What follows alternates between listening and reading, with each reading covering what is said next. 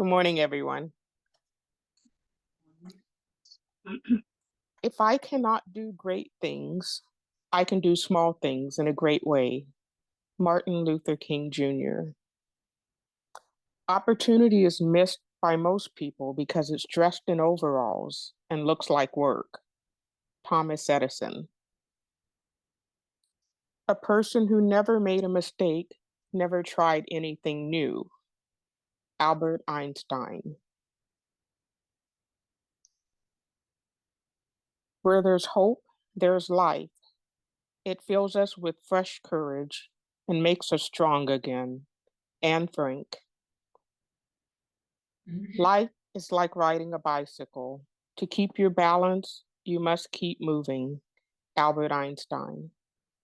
And last but not least, we must believe that we are gifted for something and that this thing, at whatever cost, must be attained. Marie Curie.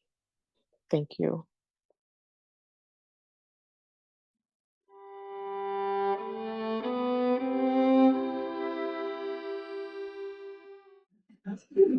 I am honored to be able to talk in front of you though today. So in a world of unrest, strong emotions, conflicting views, how do you find peace? How do you turn off all the mind chatter and world events and just quiet your thoughts? In my practice as a Reiki master teacher, a medium, a hypnocounselor, and even a minister, I'm always trying to keep a calming presence and always advocate for self-care.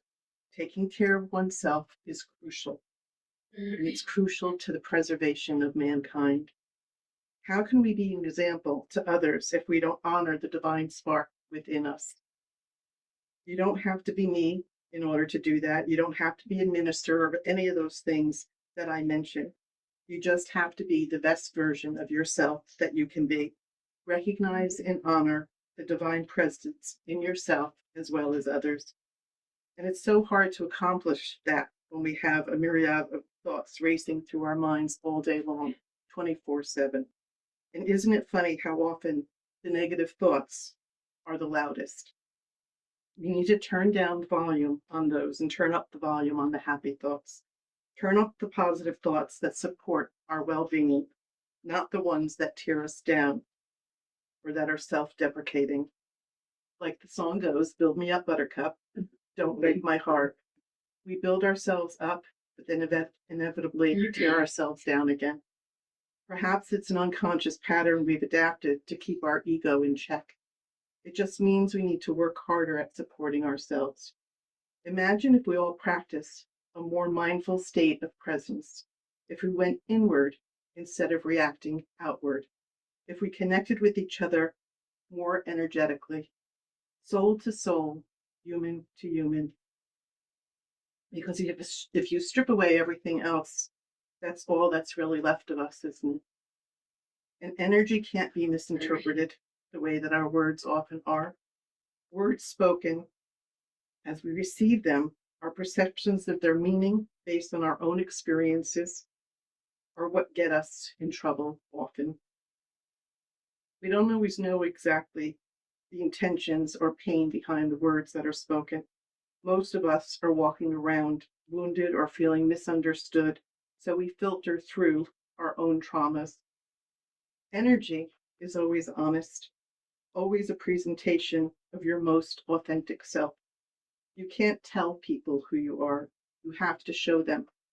Words aren't always enough. They're not always seen as factual. Past experiences, mistreatment, or traumas all shape our thoughts and our perceptions. And the longer we get stuck in victim mentality, the longer we're likely to suffer from those experiences. It's familiar and we get comfortable there. We seek support outside of ourselves. We get others to feel bad for us and comfort us because we haven't taken the time to figure out how to do that for ourselves. Others may give you tools, but only we have the power to change our thoughts. It's wonderful to have someone to talk to, but at the end of the day, you're the one that must do the work. And once you truly realize that you are worthy of joy and a fulfilling life, regardless of your circumstances, you can and will step up to the plate because you matter and there's nothing you can accomplish if you just put your mind to it. Get angry at someone who makes you feel less than, and prove, not to them, but to yourself, just how powerful you really are. And you do that simply by changing your thoughts and belief systems about yourself. People underestimate how resilient they are for their own healing powers. Most of our problems reside in our mind. When they say it's all in your head, to some degree it is. They're not sitting in a box on a shelf somewhere. You carry them in your mind, and it's all a thought process. How we perceive a situation, how we react to it, and our ability to accept it and eventually move forward. And with the bombardment of information on social media and technology, it's getting harder and harder to quiet those thoughts. We're so focused on the weight of the world that we put our own healing on hold. It's a wonder our necks can support our heavy heads. And if you're someone who tends to carry a lot of anxiety on top of it, then everything is 10 times worse, at least. You notice a spot of blood on your finger, forgetting that you just ate a rare hamburger. And right away, you're worried about a possible infection and will I have to have my finger amputated? Thinking about it, getting infected puts you in a panic mode. Of course, none of it is real, but our minds make it so. Our minds react in a way that affects our entire body.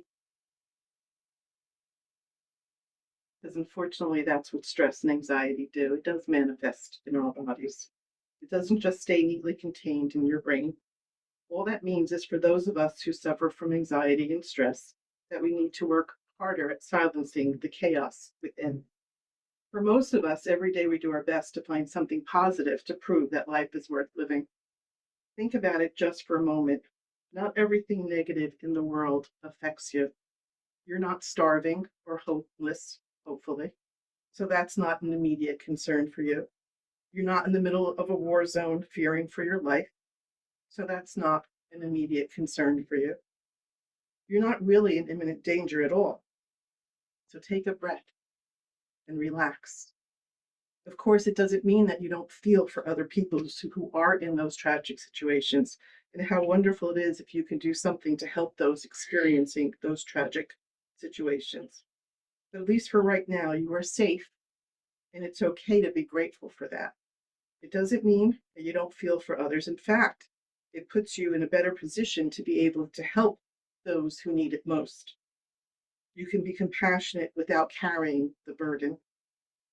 An unencumbered mind is a mind better equipped to face life's challenges. It allows for more precise decisions and less drama. So, are you truly the center or the creator of your thoughts? If so, try to create a thought right now. You might not be able to because we're not really in control of all of our thoughts. Thoughts arise based on sensory input, memories, emotions, neural processes, subconscious influences, and external influences. We're constantly absorbing information and processing it. And God knows there's a plethora of information out there, and we retain it all. We may not recall it, but we do experience it in the moment and retain it on some level. We just file it away in our mind's filing infinite cabinet. We're not meant to recall it all, just to be the keeper of it. On an unconscious level, the brain can process approximately 11 billion bits of information per second. But on a conscious level, the brain only processes approximately 50 bits of information per second.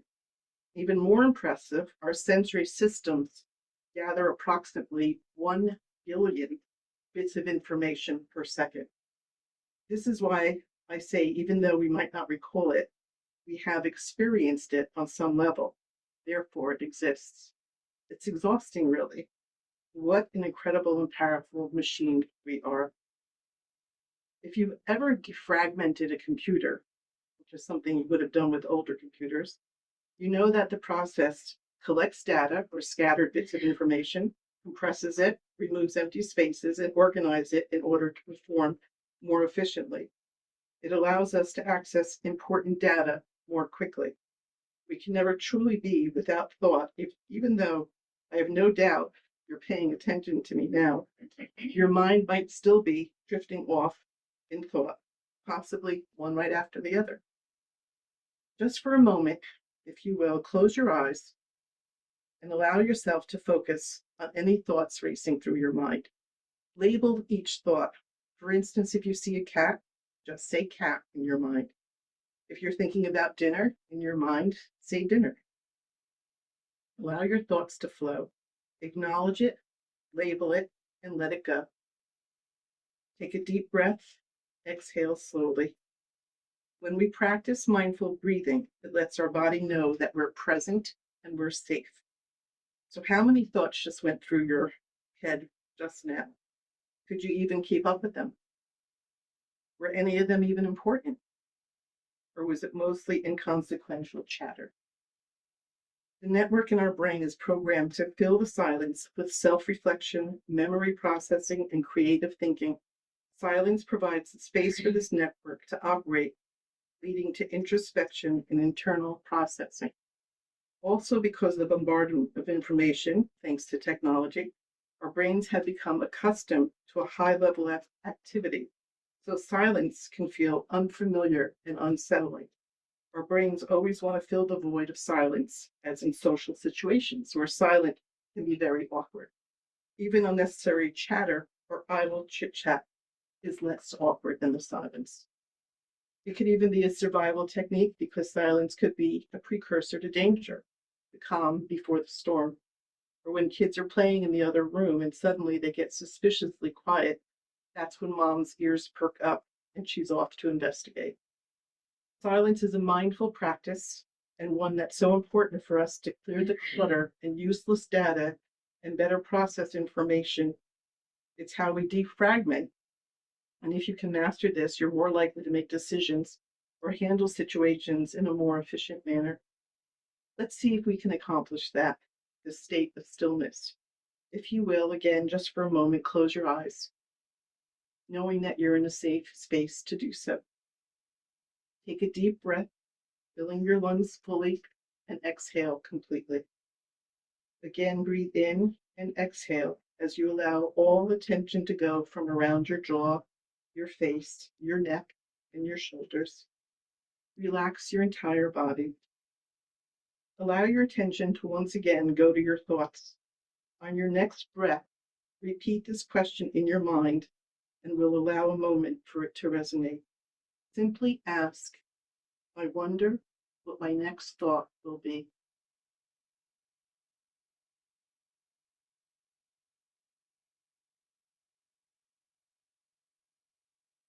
When you're comfortable doing so, you may open your eyes. What was your experience in doing that? It may not be the same for everyone. Did your mind go blank or did your thought just continue? Did you find the question echoing in your head, holding back those racing thoughts as it did for me? And as I shared the thoughts of this discussion with my husband, he confessed that he actually uses this technique every night to go to sleep. He simply says those words, and then next thing you know, he's out cold. It does stop your mind for a second. And if you practice it, if it didn't work the first time, just simply repeat those words again to yourself in a quiet moment. This practice can be found in Eckhart Tolle's book, The Power of Now, and can be very profound practice for grounding oneself. If this mindfulness technique worked for you, then use it anytime you're feeling anxious, angry, upset, or you can't sleep. Quiet your mind and be in the present moment. It's like a reset for your brain. What a wonderful tool to have on hand that costs nothing and doesn't require a prescription. Hopefully you felt peaceful in those few moments doing this. Regardless of what self-care or mindless practice you incorporate into your life, I hope you do find inner peace and calm in these difficult times. Meditation, yoga, Reiki, hypnosis, and so many other modalities are wonderful practices to have in your tool belt. Consider putting yourself first and accept that you deserve it. Our minds never stop thinking, and please know that you all are always in my thoughts. God bless and thank you.